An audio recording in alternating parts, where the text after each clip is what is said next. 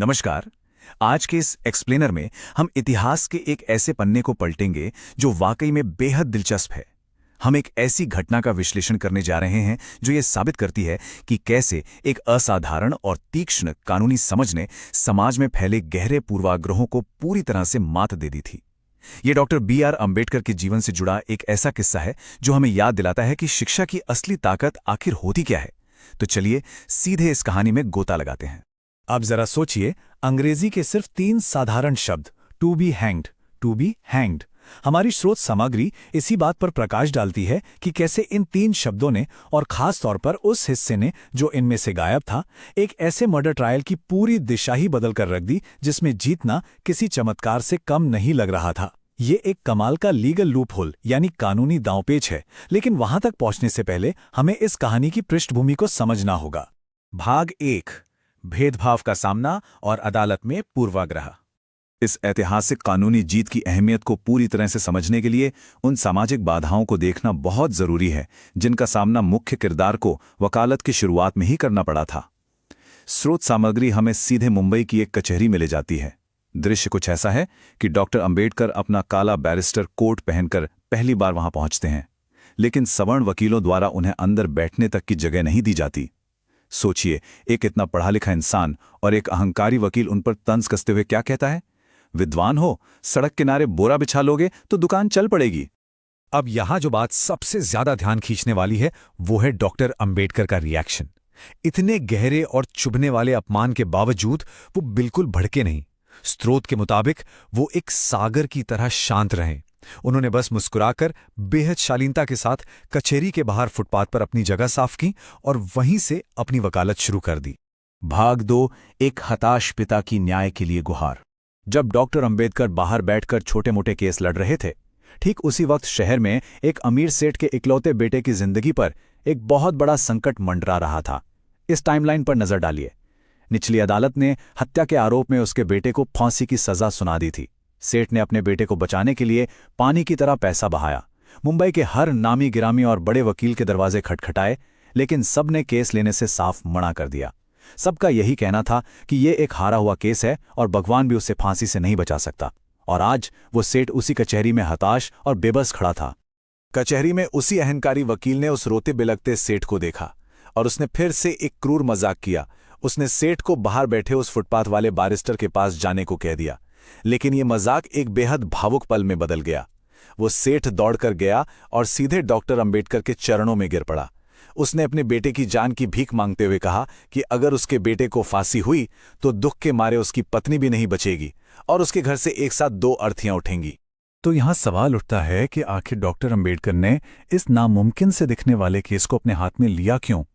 स्रोत सामग्री बताती हैं कि एक लाचार पिता की पीड़ा सुनकर उनका दिल पसीज गया। उन्हें तुरंत अपनी मां भीमाबाई की दी हुई एक बहुत ही शक्तिशाली सीख याद आ गई। किसी निर्दोष की जान बचाने के लिए अगर संघर्ष भी करना पड़े तो कभी पीछे मत हटना। बस फिर क्या था, उन्होंने फाइल का अध्ययन किया और केस लड़ने का पक्का फैसला कर लिया। भाग 3, असंभव को चुनौती। अब यह घटना अदालत के सबसे रोमांचक और सस्पेंस से भरे मुकाबलों में से एक में तब्दील हो जाती है। फांसी की तारीख में कुछ ही दिन बचे थे। अदालत पूरी तरह से खचाखच भरी हुई थी। कुर्सी पर एक अंग्रेज जज बैठा था और वो सभी एलीट वकील भी वहां मौजूद थे। आप समझ सकते हैं कि वे वहां क्यों थे। वे सब केवल ये तमाशा देखने आए थे कि बाहर बैठने वाला, ये अछूत समझा जाने वाला वकील आज कोर्ट रूम में क्या करेगा। जब बचाव पक्ष की बहस का समय आया तो जज ने डॉक्टर अंबेडकर से अपनी दलील पेश करने को कहा। उस पल पूरे कोर्ट रूम की सांसें थमी हुई थीं और सबके जहन में बस एक ही सवाल था, क्या बिना किसी बहस के भी कोई केस जीता जा सकता है? और यहीं से ये पूरा घटनाक्रम एक ऐसा मोड़ लेता है जिसकी किसी ने कल्पना भी नहीं की थी। डॉक्टर अंबेडकर ने जो कहा उसने पूरे कोर्ट रूम को सन्न कर दिया। उन्होंने बिल्कुल शांत स्वर में कहा, नहीं योर ऑनर, मुझे कोई दलील नहीं देनी, कृपया आप अपना फैसला सुनाएं। ये सुनते ही उस बेचारे सेठ का तो दिल ही टूट गया। उसे लगा कि उसके साथ बहुत बड़ा धोखा हुआ है और वकील साहब ने तो हथियार ही डाल दिए हैं। भाग 4, एक अद्वितीय तर्क और ऐतिहासिक फैसला।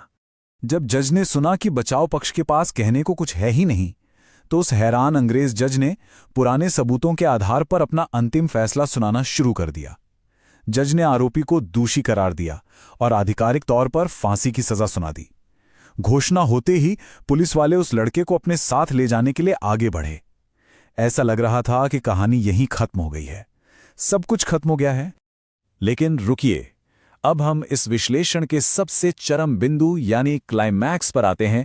पुलिस वाले लड़के को ले ही जा रहे थे कि अचानक डॉक्टर अंबेडकर अपनी जगह पर खड़े हो गए। उन्होंने अदालत के सन्नाटे को चीरते हुए जज को रोका। उन्होंने इस बात पर ध्यान दिलाया कि जज ने जो सजा अपने आदेश में लिखी है उसमें सिर्फ टू बी हैंग्ड लिखा है, जिसका सीधा सा मतलब है फांसी पर लटकाया जाए। लेकिन इसमें टिल डेथ यानी मौत होने तक ये वाक्यांश पूरी तरह से गायब था।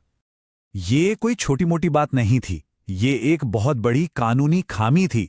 डॉक्टर अंबेडकर ने बेहद बुद्धिमानी से तर्क दिया कि कानून के अनुसार सजा को बिल्कुल वैसे ही लागू किया जाना चाहिए जैसा जज ने लिखा है, उससे 1 इंच भी ज्यादा नहीं। उन्होंने कहा कि उन्हें लड़के को फांसी पर लटकाना मंजूर है, लेकिन चूंकि जज ने मौत होने तक शब्द नहीं लिखे हैं, इसलिए लड़के की जान लेना एक गैर कानूनी कृत्य होगा। इसका मतलब है कि अगर उसे फांसी पर लटकाया भी जाता है तो उसे कुछ ही देर बाद जीवित ही नीचे उतारना होगा।